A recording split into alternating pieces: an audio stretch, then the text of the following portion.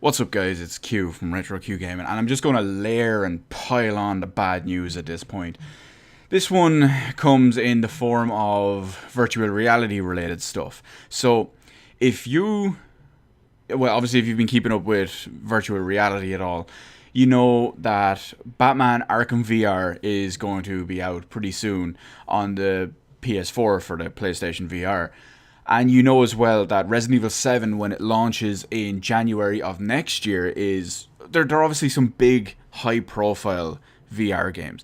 And Resident Evil 7, when it launches next year, we all know is going to have PlayStation VR support on PS4. Now, the big issue with this is it's come to light that these are actually timed exclusive features. So, as we'll see right now, if you look down the bottom left of this image, which was discovered, Batman Arkham VR exclusive to PlayStation VR until 31st of March 2017. Now, in particular, this one doesn't affect me. I don't care about Batman Arkham VR at all. I'm a big Batman fan, but I just don't care about this one. But the principle is the same. So, it's a PlayStation VR exclusive for a couple of months. So, it's going to launch, and it's not going to be available until April 1st of next year for other competitive headsets, which will likely be the Oculus Rift and the HTC Vive. And then maybe, depending on how it goes next year, when the Scorpio comes out, there's talk of Oculus Rift support on Xbox One, and potentially, for all we know, HoloLens on PC. I'm going to ignore the HoloLens for the majority of this video, but I just did want to mention it at one point just so people couldn't say I was forgetting about it. But the main thing is that Batman Arkham VR is exclusive to PlayStation VR until the 31st of March 2017. Now, that's a bit shitty as well. Now, fair enough, it would really only been talked about for PlayStation VR when it came to that, but it's the principle of the same thing as well. Now, here's the one that in particular burns my balls, grinds my gears, whatever the fuck you want to say. Resident Evil 7. Resident Evil, huge series, millions of games at this point, series that I'm extremely familiar with, that I grew up on Resident Evil 1, and that I have massive memories and nostalgia and just memories of quality when it comes to a lot of the Resident Evil series. Sure, Resident Evil 6 is fucking arse, but you get the idea. Now, I was looking forward to Resident Evil 7. They announced, when they did announce Resident Evil 7, it's going to be a first-person survival horror game. It's going to be akin to, say, PT or Allison Road. I bring up Allison Road in particular because I'll get to that now in a minute. And Outlast, games like that. It's first-person survival horror. We all know that Resident Evil 7 is going to have PlayStation VR support. There's a big announcement about that. Everyone knows that already. But of course, they have mentioned that there will be VR for other platforms as well, which is cool. I was most likely going to try have a VR headset.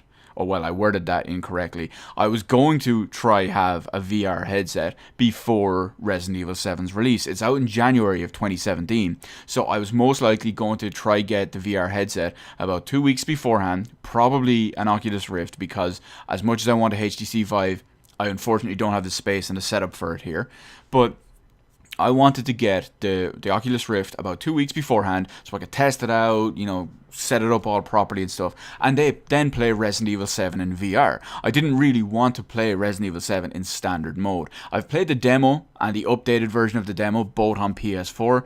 Not much of I don't have anything really negative to say about it, as well as the controls, the whole controller aspect of it.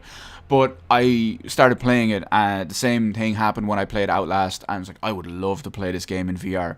Now, I bring up Allison Road a few minutes ago as well, for the simple reason is Allison Road was originally the game that was going to make me get a VR headset. Unfortunately, it got delayed, and then it got cancelled, and then it got uncancelled. So that's obviously going to be a lot further down the line, or so I thought. Because if you look at this image we're going to see right now, down the bottom left corner, you will see Resident Evil 7 Biohazard coming in 2017 and exclusive to PlayStation VR for 12 months. That means if you have an Xbox One, if it gets the proper support for Oculus Rift, when the Xbox Scorpio comes out at the end of 2017, you will not have a patch already active to play your Resident Evil 7, which you will probably already own on Xbox One, with VR support for another few months. If you have PC VR, if you have not a dev kit, if you have an Oculus Rift, or if you have a HTC Vive, both of which are available now and you may already have or have planned to buy for this game or a different game, you will not be able to use those headsets in VR mode without potential mods and all that, but with official support until January of 2018, which is fucking bullshit, if you ask me. Paying for exclusivity for PlayStation VR for all this kind of shit is absolute bullshit. We've seen it before with exclusive content, exclusive DLC. Let's say when you look at GTA 4, one of the bigger named games in timed exclusive DLC, Microsoft paid for 6 months exclusive access on Xbox 360 for the two main DLCs for the game, The Ballad of Gay Tony and The Lost and the Damned, both two excellent quality actual GTA DLCs, and there was a big thing on there. So when it comes to games like Call of Duty and Battlefield and GTA, big things like this, they annoy me. And then they get worse and worse as time goes on. For the simple reason is more and more devs, more and more publishers, and more companies will whatever you want to succumb. I was going to say succeed. My English is all over the place today because I'm just so hungry. But you get the idea. So now what's actually going to happen to me, this has pissed me off. Not just because it affects me personally in the case of Resident Evil 7. It just pisses me off when this happens. When people are forced into buying a version of the game to get what they would kind of call the best experience. I'm doing air quotes here.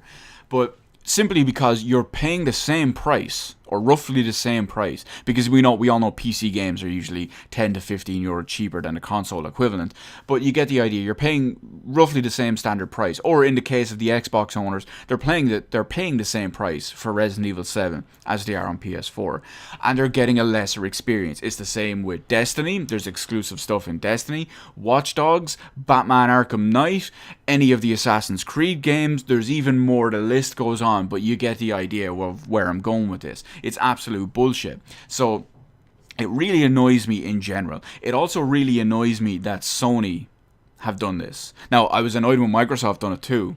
Back on the Call of Duty stuff, back on the GTA stuff, that was annoying as well, even though it benefited me because back then I was an Xbox player as my primary platform. Even though it benefited me, overall it was a bit of a pain in the arse because I could see it from the bigger picture that it's an anti-consumer.